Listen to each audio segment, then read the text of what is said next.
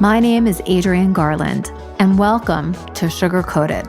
Sugar Coated is a podcast that was born from the notion that for far too long, women and other people who inside felt like they just didn't fit in maybe small or even large ways, had to sugarcoat their words, their style, or in general, their way of showing up in the world. This podcast started out as a dedication to women leaders. You see, I wanted to shine the light on all the incredible work that women do and how they're making an impact. And I still do. But I realized that a key reason that women have struggled, in my opinion, is that they've had to conform to certain cultural norms and ideals, which are inherently designed to keep those outside of the norm from standing out. This has prevented more women from being recognized as the powerful leaders that we truly are. Join me, Adrienne Garland, the CEO and founder of She Leads Media, each week as I dive into raw conversations with some remarkable, badass women that will help you to strip away your sugar coat and go in the direction of your incredible dreams. Hi, everybody. My name is Adrienne Garland, and welcome to Sugar Coated. I'm here today with the incredible people from the law firm in New York City called Ingram. And Ingram is an incredible law firm that is super supportive of small businesses and growing businesses, large businesses too. But they have been huge supporters of She Leads Media for many years now. And I really appreciate all of the support and the advice that they provide not only to me, but to the community of women that are part of She Leads Media. So I'm here today with 3 different people from Ingram because we have so much information to share. So I'm here with Warren Friss, Sheila DeGasper, and Jennifer Zarigi.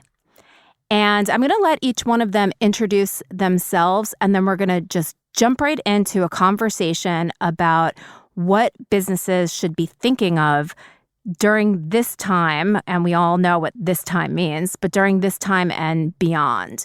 So I'm going to start with Sheila.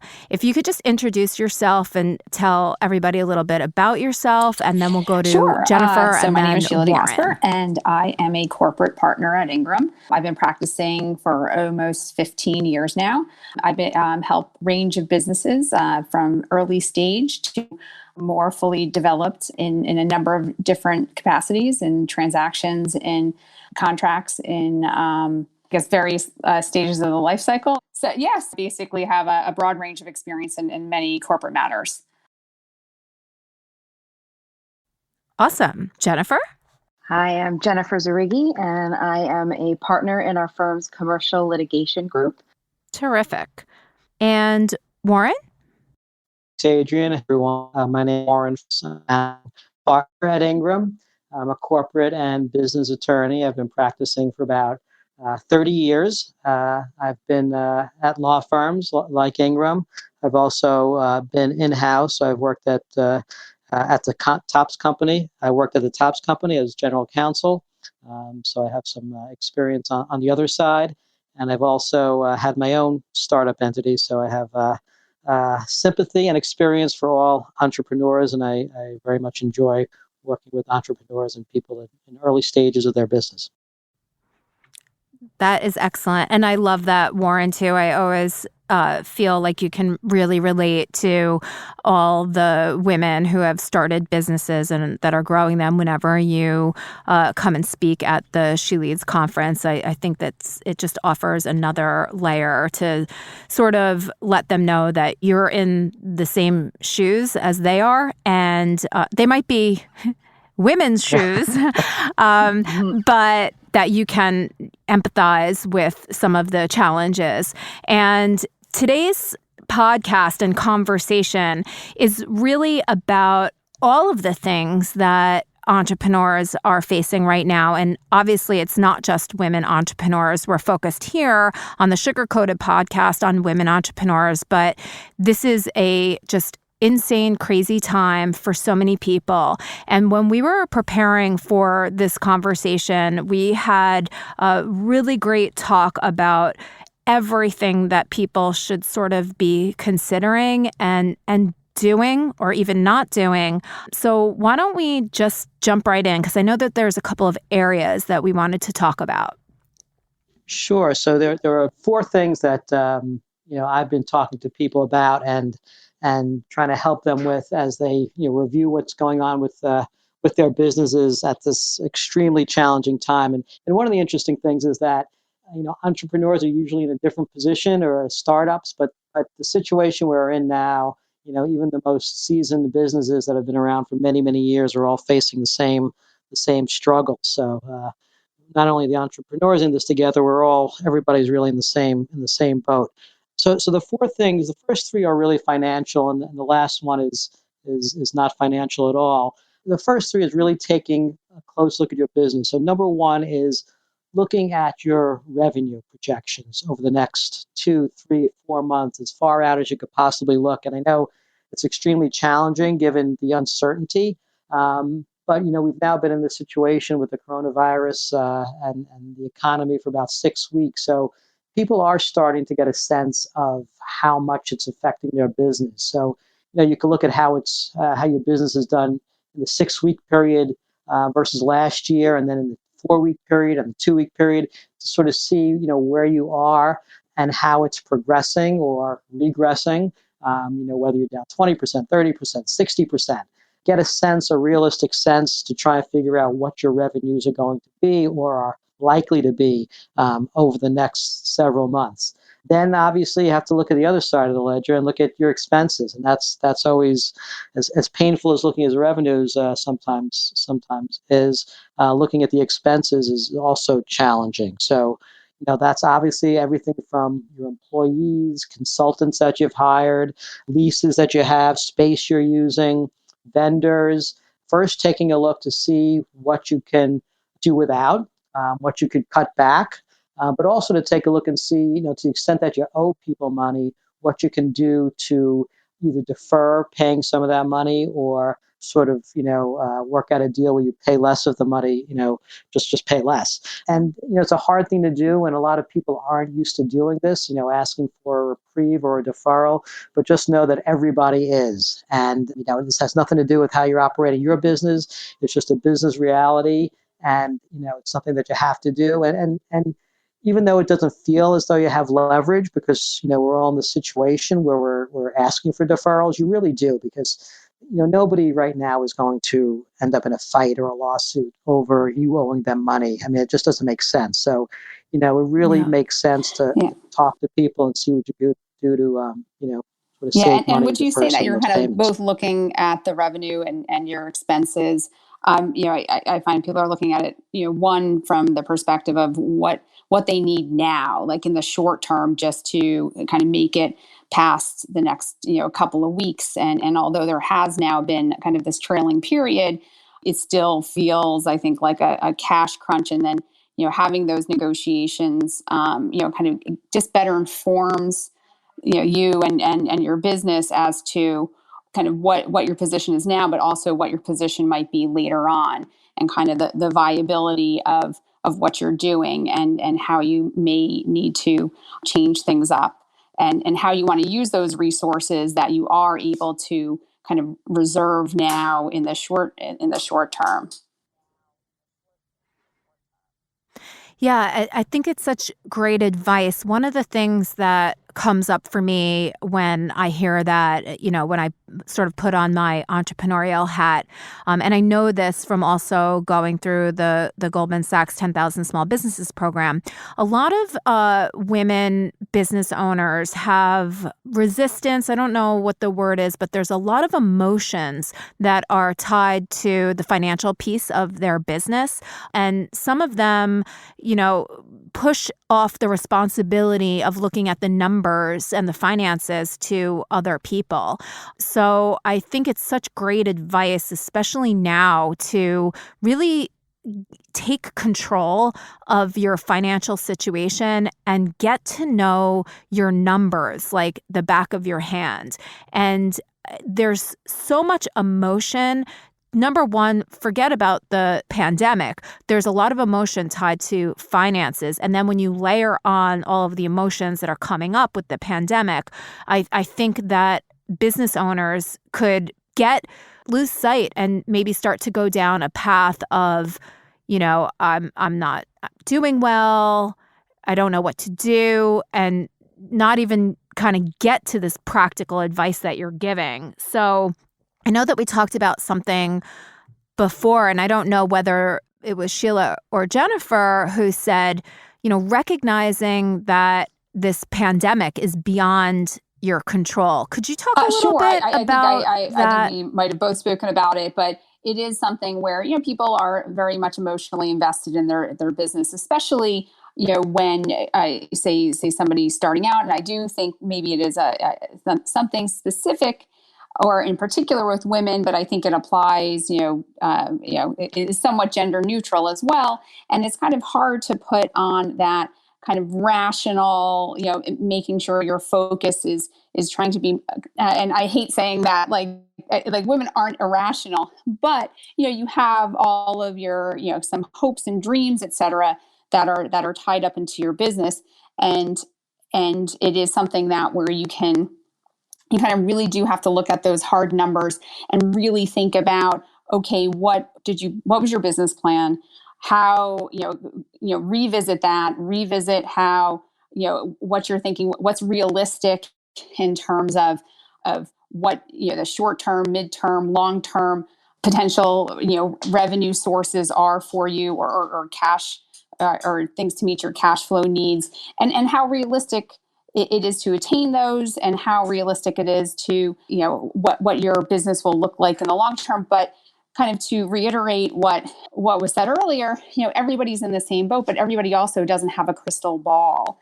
So although that's important to make sure you're being realistic, it is a little challenging because we don't know what the future looks like. We might get glimpses of it with how everything obviously is going online, things, areas of different industries that may not be as adversely affected. So trying to think about what you are doing, how that applies to the current situation, how you think that might apply to what the country looks like or what industries look like as we do start opening up for business again, and what that looks like. I know there has been, a lot of, different opinions, say, on how and when that will happen. So you kind of have to stay nimble as well. I mean, it's a lot to ask to make sure that you can, try to go towards, a direction or potentially multiple directions to kind of keep your options open and viable, in order to, potentially take advantage of opportunities that might arise as well. And that just might not look like what you had initially thought was going to be what your business looked like. Yeah. Yeah, I think Sheila, raised a good point about being realistic. And one of the options I think people don't consider sometimes, especially, and this sometimes works for a company that's in early stages, is to just sort of put everything on pause for 6 months or 9 months or 4 months. You don't have to stay in business, if you're at a certain stage where you can just slow down and take 6 months and work on certain things and sort of not stay in business and save some money, and then, open back up in whatever your business is, and in 6 or 9 months when things are better. I think that's something that people don't and sometimes on top consider. of that, I don't want to always be a negative Nelly, because things won't be this negative. I think everybody does have, hope that things will get better and change, and that does create opportunities. And there's a lot of businesses that are hurting, and it might be in the industry that you're currently working in. And those businesses might have had to furlough people or potentially lay off those people. And that, when things get going again, that puts those businesses kind of behind the 8 ball too, because once business picks up again, they don't necessarily have the boots on the ground. And that could be an opportunity for you, if you're conserving your resources, or if that makes sense for you, to then jump back in and potentially, be in a more competitive position as well, potentially. Yeah, and Jennifer, I know that you talked earlier about getting creative. Can you just talk a little bit Yes. about that? Yeah. Yeah, I think Sheila is touching on that a little bit, in that the part where you're very realistic about what's going on, what your situation is, but then that, being creative and thinking outside of the box for what you need to do now going forward and what those potential opportunities may be. I think the third part of this is going to be being flexible, because as Sheila said, we don't know exactly what's coming in the future. And it may be, being creative about a shift to your business. It may be, coming up with different various contingency plans for how things go. What do I do now, in this moment when I have to pay these bills? What could I do next as things do start to reopen? We've heard a lot of talk about various phases of reopening, and sort of starting to think how you might be able to shift your business. As Warren said, it might be pausing your business. For some, it may be the reality of closing it. But for everyone, that's going to be a little bit different. But I think it's important now to really, first look and see what your real situation is as best as you can project it, and then start to think creatively what the different possibilities are for you and your business. Yeah, I love that. And I'm a business person, went to business school, and you always sort of start with, what does the marketplace look like and where is the opportunity? And while that changes, of course, right? The marketplace is always shifting. It has never changed so rapidly. So what we looked at when we all started our businesses was a very, very different world than it is now, and that what it's going to be in, who knows what period of time, 3 months, a year, 5 years. And then as a business, also thinking about when things do come back to this new normal, knowing that you must have different approaches when the market does change, because I've read things that this is not the last pandemic that we're going to live through. And it's this idea of being like super nimble and flexible, I think, is really important for all business owners to have at the top of their mind. It needs to be built in to their strategy. Yeah, so that's not something that we always did before, right? We need to have backup plans for X, Y, or Z, but that kind of goes to the bottom of the list because there's so many other day-to-day things that we're dealing with. But I think now this is going to be something where business owners need to and will take it more seriously, of coming up with various contingency plans and different ways to go, even if we do get back to our new normal, and eventually even to what was our normal, that could, all of a sudden shift again, and we need to go back to doing things remotely, or a change in our, business plan. And I think people need to start, preparing for that more. Yeah. So why don't we go back? Because I know that we wanted to also talk about, after taking a real assessment of what your revenues potentially are and what your expenses are, many people are going to fall short, right? So Warren, I know you wanted to talk a little bit about where can you get money, or anybody, jump in. Where can you get thank money? you for bringing that up, because I meant to mention that earlier, that in order to kind of, one, looking at that revenue and some sort of financial relief that could help give you a little bit of breathing room, to sustain your business. There are a number of programs.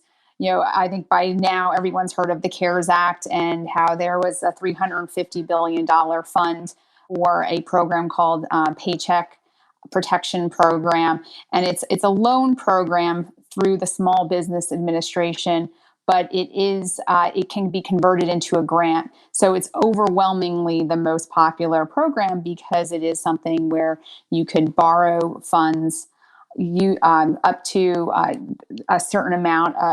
It's 2.5 times your payroll costs for basically your trailing 12 months or your payroll costs from 2019. I don't want to get bogged down into details, but it would essentially provide you 8 weeks of payroll. And plus, you could use it for rent and utility payments. And if you use it according to the SBA guidelines, it's forgiven at the end, and there's no tax consequences to it. So it's a very popular program. It was so popular that within 10 days, the funds were gone. So the Senate just passed additional funding. I think it's $300 billion, and so is most likely going to be passed. So then there's another bucket of money for small businesses to go after. And I would highly recommend, especially if your business is affected by the pandemic, which 99% of businesses are, to apply for that loan. You would go to you would first go to your lender, and it's typically recommended to apply through them. Although there have been a lot of controversy about who's had access to that initial tranche of funds, and it basically bigger businesses seem to have taken a lion's share of that. But with that said, I think there's going to be a focus on getting the monies to who really need it, and the smaller businesses. So I would encourage people to apply to the extent they have not. Yeah, there's other loans available, but that which you can go on the SBA website, and the economic injury disaster loan and other things that that's more of a true loan, but it is available to almost all borrowers. Basically, if you have less than 500 employees, which is a lot of businesses. So. Yeah, and I know, Jennifer, that you wrote a piece that outlines some of the resources that are available to small businesses. I can provide a link in the show notes so that people have access to that. It would be great to update it with this new information, because I actually don't know all that much about when the second tranche of funds is going to be released. So that would be great. And, it's funny, I think back to one of the conferences that She Leads Media held, and one of the women who wrote a book, Elaine Pofelt, she wrote a book called The $1 Million One-Person Business. And it was all about how these entrepreneurs use contractors and really their only employee, and yet they're, very healthy businesses.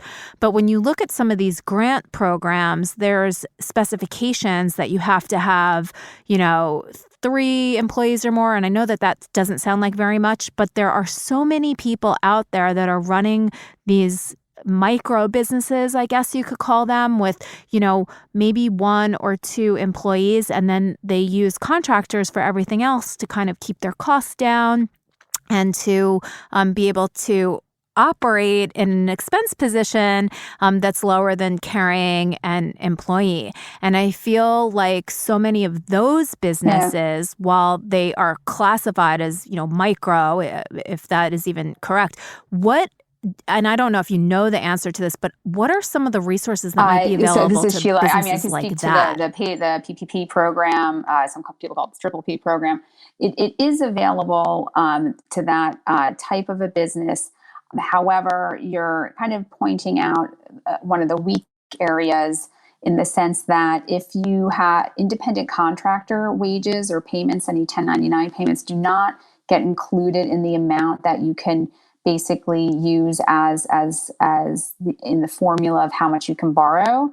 But somebody who's self-employed, they can apply for this loan as well. It basically would be your net income up to 100,000 multiplied by 2.5. So it's not necessarily depending on how large your business is, a ton of money, especially if it is you have a viable business that you rely on a lot of independent contractors. But the SBA did provide specific guidelines, which was that if you're an independent contractor, you would be entitled to apply yourself. So to the extent that a business is built like that, and some of these links are basically broken, to the extent some of these independent contractors aren't getting relief, there could be damage to a kind of a business structure like that, or harder to potentially recover. Yeah. I have another question that just came up too. And I'm thinking about the businesses that are these sole proprietors who maybe do make the decision that they're going to shut their business because after they've kind of taken an assessment of everything, they just realize that, now's the time to close. Maybe they were holding on by a thread and this, sort of put them over the edge. Are those people eligible for unemployment? And I guess it must differ by state, but I was just thinking, like, what type of financial resources are available to sole proprietors shutting down their business and not knowing what the next step is. Yes, you're right. There's the federal unemployment insurance now available for those who are self-employed, who are basically no longer working. You would apply through your state unemployment office first, because one of the requirements in order to be eligible is to be rejected at the state level. And so you would apply. And most, I think the New York website is they've worked through their backlog, and they're, so I think that it's a little bit easier to get your application in than it used to be. And I think that the instructions are pretty quote unquote clear. I'm sure there's there's always questions filling out these forms. But yes, so at a minimum, it would be $182 at the state level plus $600 per week federal level. There's a cap for the state unemployment at I think it's $504. So there is some relief, and that $600 kind of kicker like addition is available. Would be applied through July, but otherwise the federal unemployment benefits would be available for 39 weeks. So yeah, that is definitely something for a self-employed person who basically all of their business dried up should look into.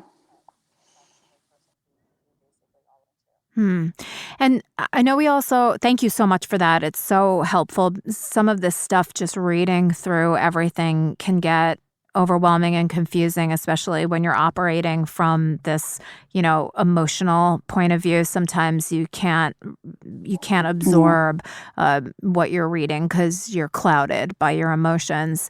But I know that we talked about that there could be some other creative options too, instead of just, shutting down or pausing. Warren, I think that you mentioned a couple of other maybe creative things that businesses might be able to do, whether it's, like a joint venture or something similar. It's, so many companies are going through the same situation, and there will be companies that are in your particular industry that are going through the situation. So even though they might be competitors and people that you normally would not reach out to and talk to, there may be some opportunities to join forces. Somebody may be you might be surprised that somebody else is looking to exit the business, and they may have a customer list or a person or some business that would actually be very helpful to you, that you might be able to, purchase or give them, a piece of equity in your company, or, pay them out over time. You never know who else is struggling, and pretty much everyone else is. So, it could be the opposite. It could be that you have the opportunity to sell a piece of your business to somebody else, or sell a piece of your business and continue to consult and help them and make some money that way. So it's definitely a time to reach out to other companies in your industry, other vendors that are in the industry but don't do exactly what you do, and just have a discussion and see if there are opportunities, because you really don't know what's going on with specifically in somebody else's mind, and until you talk to them, you're not gonna find out. So sometimes those conversations could be very helpful. I love that. And I think that takes a lot of boldness and creativity to say, let me reach out to someone who may have been a competitor because they might be in an even worse situation than you, and you could be their savior. So I like that flipping of the thinking and being confident to put yourself out there and reach out. And, I don't know if any of your clients have been successful in doing anything like that. That would be interesting to hear. But if not, when you say reach out, do you have any suggestions of maybe how to reach out to these people? Yeah, no, I'm glad you asked. 'Cause, I'm a big fan of using LinkedIn for things like that. So, you could easily find people that because you know their names, or just look, for companies that you know of and find out who's working at those companies and just reach out and try and connect, say hello. If you don't hear back, if they don't connect, that, hey, they're not the right person to talk to. But I found that more often than not, I get a response. And you make a connection, you have a conversation, and you're not necessarily starting a conversation with, hey, do you want to merge businesses? You're just, reaching out, and they may be thinking the same thing you are. So I like using LinkedIn for those purposes because you can find people, and it's a way to softly approach somebody and see if they're interested in the conversation. Yeah, that's great advice. And I too love LinkedIn. And I think, I'm not an expert, but I have had some really great success. And when reaching out on LinkedIn, I think that it's really important to be a human being and to not approach anybody, right away and hit them hard over the head with like, hey, I might be able to save your business. Because I do see people approaching LinkedIn in a wrong way. And I think the more that we can humanize LinkedIn and just use it as a conversation starter, I do think that the better everybody will be, and even the more that they will trust some of the connection requests coming from LinkedIn. Absolutely. And sometimes you just learn, speaking to somebody in the industry, you learn things, that could be very helpful, even if it doesn't turn into, a business proposition. Right. It's networking, and you never know who they might be able to introduce you to or put a seed of an idea in your head that can really help you. So I love that advice. And I was just thinking, so many times on LinkedIn, I'll get these crazy messages, from people. A lot of times it's I can do your SEO for you. But it just makes me think about something that happened to me recently that was a scam.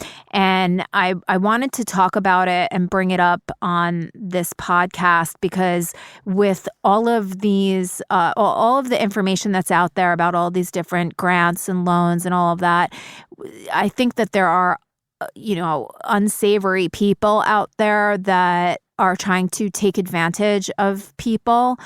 Something happened to me the other day where I received a very legitimate looking check in the mail, and there was just one slight thing that was off about it that made me look up and do a little research and come to find out that it was, a fake check, even though it looked so real. And I'm on high alert for things like that. And I just thought to myself, man, somebody else who is maybe desperate for money or like hopeful, maybe not desperate's not the right word, but like hopeful that they're receiving something, and then they receive something, you immediately go and deposit it into a bank. And I want to put the word out there that people need to be very cautious about everything right now. Yeah, there's a tremendous amount of cyber fraud. Before the coronavirus hit, it was already significantly increasing, and we have clients. Even at our firm, we've had instances where people tried to get information through us, and it's a huge problem. And now with the pandemic and more people working from home, using the internet, remotely and connecting to work environments, it's even more challenging, and there's even more cyber fraud. So you really have to be super careful before you give out any information on a website, even filling in a form. Sometimes it looks like it's coming from your bank or it's coming from another company that you work with, and they ask you to fill in some information. Always look at the actual email address, not just the name of the email address, but if you click on the name, it'll show you the actual email address, and that can be helpful. But it's something to be very, very careful about these days. Yeah. It's funny. There was another thing that I got just yesterday, and when you just said that about the email address, I said, gosh, that happened yesterday. I got a notice from Discover, like a Discover credit card from Discover, that there was like an unsavory transaction on my Discover card. And the email address said Discover, and then I'm like, I haven't used that card. I don't even know. It's not out in circulation. It's in my drawer in the kitchen. So I looked, and then I saw that the account number didn't match my account number, and then I clicked on the email address, and it said like video whatever at blah blah blah. So yes, and these are the things that people who are busy and they're hustling and they're, hopeful for money, these are the things that get overlooked. And then in this worse financial situation, they can be hit even harder. And it's heartbreaking. You have to be super, super careful. Yeah, we're becoming more reliant on the technology and the email communications. But I think, we're used to not using the phone now. And I think right now it's even more important. If you see something that doesn't seem right, you need to confirm it with a phone call. And we dread that now, the waiting on a phone and getting a hold of someone. We're so used to the email. We're so reliant on that right now, the way that we're all working remotely. But it's really important to take that extra step. Click on the email, see if you recognize it, pick up the phone, call and make sure it's coming from whoever it says it's coming from, and before you do anything with that email. Yeah, and that's such a great message too, because so many people, I maybe it's just the things that I'm looking at online, but there's a lot of, hustle. There's all this opportunity, go out and grab it. And I think when you're in that pace and that frame of mind, you don't take the opportunity to slow down and question things, because you're like, hustle, hustle, hustle. Let me grab, let me, see what I can do. And I think we all need to take some deep breaths, because while it's important to hustle, maybe for some, you have to hustle smart, or maybe stop hustling. No, it's going to be different for everybody. And for some, there's an ability and a need to hustle, but you have to do whatever you're doing in a smart way. And for some, that may mean taking the pause, taking the deep breath, slowing things down a little so things don't fall through the cracks. Yeah. What are some of the businesses and the, with the clients that you have, what are some of the businesses right now that have successfully maybe pivoted, or they weren't too affected? What are some categories, just to throw it out there? And this is not saying that you should get into this business. I just want to put some hope out there that there are things that are still happening and people are okay. Yeah, there are some people that are okay. I have two clients, but they're in an industry that you would expect given the environment, because they're an essential business. One is a food supplier, and so they continue to supply a lot of, in particular, lunches to schools, even though students are home. And then the other is somewhat related. They provide services to grocery stores and help grocery stores determine what they need to purchase. And so even though they're more of a software provider, they do have to update a lot of it based on what the inventory is. So anyway, long story, if you're servicing an essential business, I think that, or an essential business, you're kind of under that umbrella of an essential business. So those are a couple of clients that I feel like are weathering this storm okay. but by and large, I'm mostly fielding calls of, hey, I put my application in. What do I, for loan assistance, et cetera, and kind of people who are still in, although not as well, still in a crisis mode or still in a hustling mode to try to kind of shore up their capital to maintain cash flow. So. Yeah.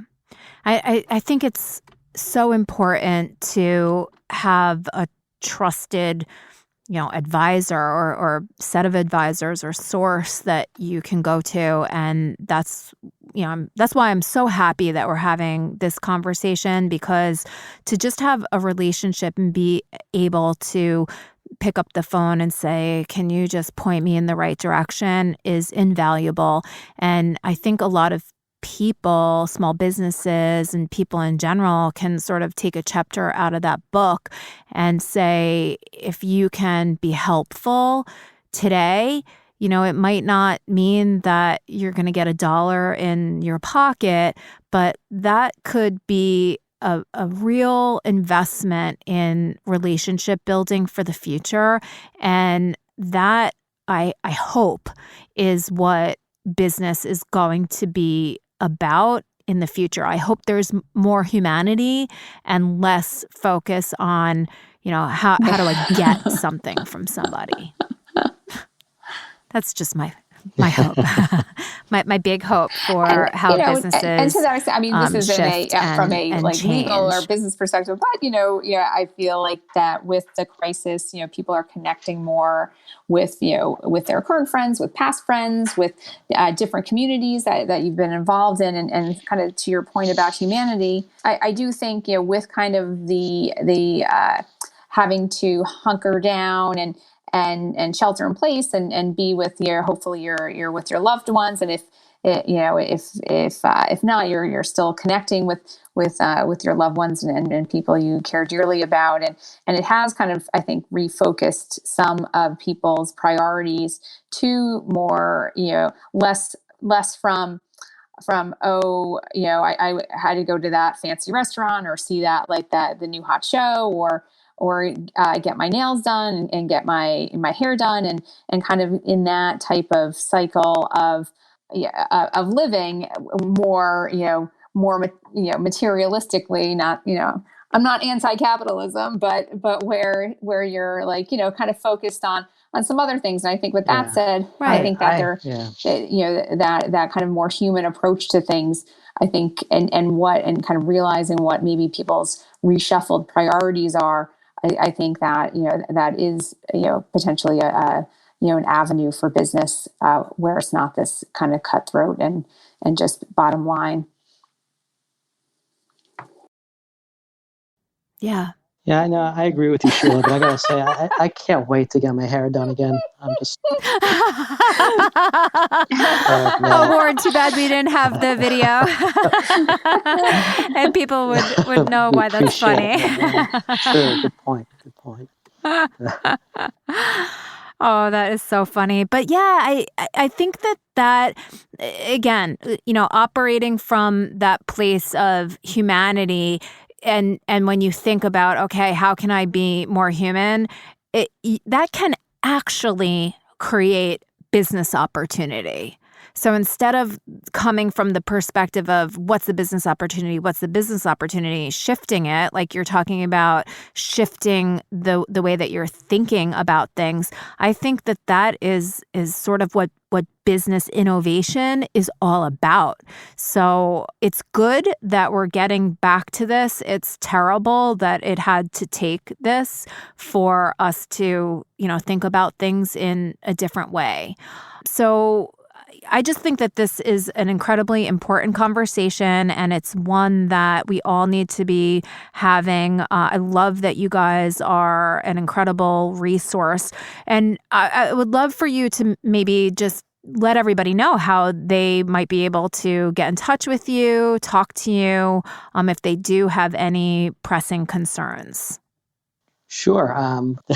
It's our website's Ingram LLP, INGRAM LLP. You can reach us through our website. You can Google us, Warren Friss, Sheila DeGasper, Jennifer Zerigi, and or reach out through Adrian, and we'd be more than happy to help. Just have a conversation, provide some advice, whatever people need. We're happy to chat. That is awesome.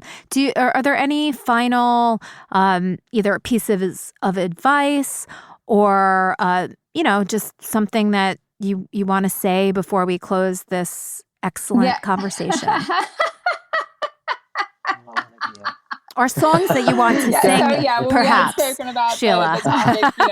For me, like everybody is in this same boat. I know, there's highs and lows to being in this predicament, and you're not alone.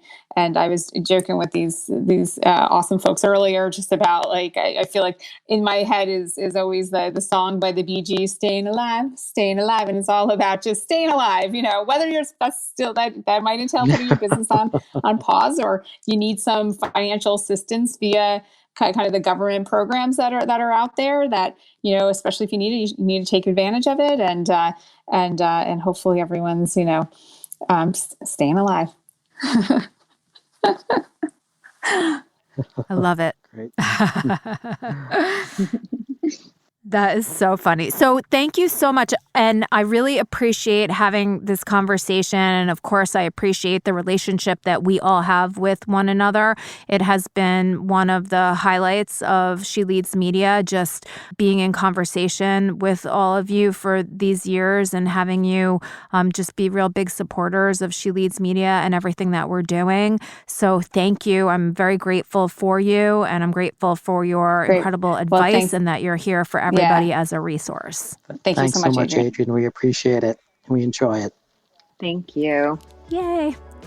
Okay. Thank you. And if you, again, want to get in touch with Ingram, you can go to their website at ingramllp.com. Thank you and have a great day.